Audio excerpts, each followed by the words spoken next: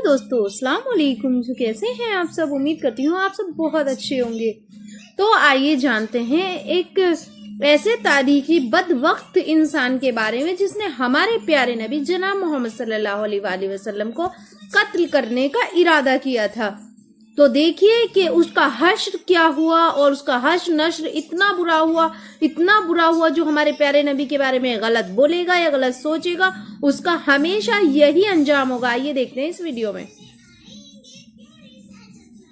तारीख का ऐसा बदबख्त और बदतरीन शख्स जिसने अल्लाह के नबी हजरत मोहम्मद सल्लल्लाहु अलैहि वसल्लम पर ज्यादती की और इस्लाम का भी बड़ा दुश्मन बना, आखिर वो शख्स कौन था और इस बदबख्त का क्या हाल हुआ और कैसे अल्लाह ने इस बदबख्त को आज तक लोगों के लिए इबरत का निशान बनाए रखा। इन तमाम सवालों के जवाब हम आपको इसी वीडियो में बताने वाले हैं, इसीलिए इस वीडियो को आखिर तक जरूर देखें और इसे जरा भी मिस न करें। जिस बदबख्त के बारे में हम बात कर रहे हैं वो हमारे नबी और इस्लाम का दुश्मन अबू जहल है। वो अबू जहल जिसके बारे में हमारे नबी ने फरमाया था कि हर उम्मत का एक फिरौन होता है और मेरी उम्मत का फिरौन अबू जहल है। अबू जहल कुरैश के बड़े सरदारों में से था और इसका असल नाम अमर बिन हश्शाम था। अबू जहल कुरैश का वो सरदार था जिसकी अक्ल और हिकमत की वजह से लोग इसे हिकमत का बाप कहा करते थे और इसकी अक्ल और दूरंदेशी पर निहायत यकीन रखते थे। नबी करीम सल्लल्लाहु अलैहि वसल्लम ने इसे इस्लाम की खुली दुश्मनी की वजह से अबू जहल का लक़ब दिया था और इसकी वजह ये थी कि अबू जहल को पता था कि इस्लाम सच्चा मजहब है और नबी करीम सल्लल्लाहु अलैहि वसल्लम अल्लाह के सच्चे नबी है। इसके बावजूद ये बदबख्त सिर्फ अपनी जाति अना की वजह से नबी के साथ दुश्मनी किया करता था।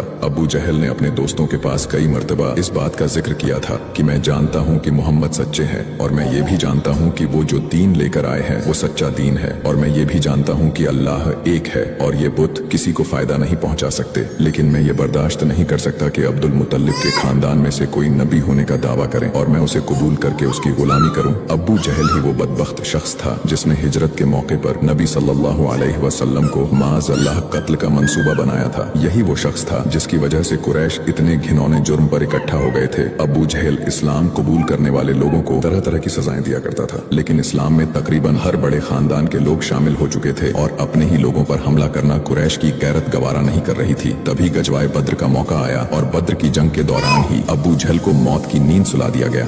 अबू जहल को 2 कमसिन सहाबा ने कत्ल किया था। जंग के बाद अबू जहल के जिस्म को ढूंढना मुश्किल हो गया था। अलबत्ता ये बात तय हो चुकी थी अबू जहल मारा जा चुका है। फिर नबी करीम सल्लल्लाहु अलैहि वसल्लम ने वही के जरिए उस जगह की निशानदही फरमाई जहां पर अबू जहल का जिस्म मौजूद था, जिसके बाद नबी के हुक्म के मुताबिक उसके जिस्म को वहीं पर एक खुश्क कुएं में डाल दिया गया और इस कुएं को पत्थरों से ढक दिया गया। वही कुआं आज भी अबू जहल की कब्र है। आज भी अबू जहल की उस कब्र से गंदी बदबू आती है और जो भी लोग वहां जाते हैं वो उसकी कब्र पर लानत भेजते हैं और इसकी कब्र पर पत्थर मारते हैं। आज अबू जहल की मौत को 1400 साल से ज्यादा वक्त हो चुका है, लेकिन इसके बावजूद आज भी इसकी कब्र से गंदी बदबू आती है। अल्लाह ताला ने इस बदबू और रुसवाई के जरिए आज भी इस बदबख्त को लोगों के लिए इबरत का निशान बनाए रखा है।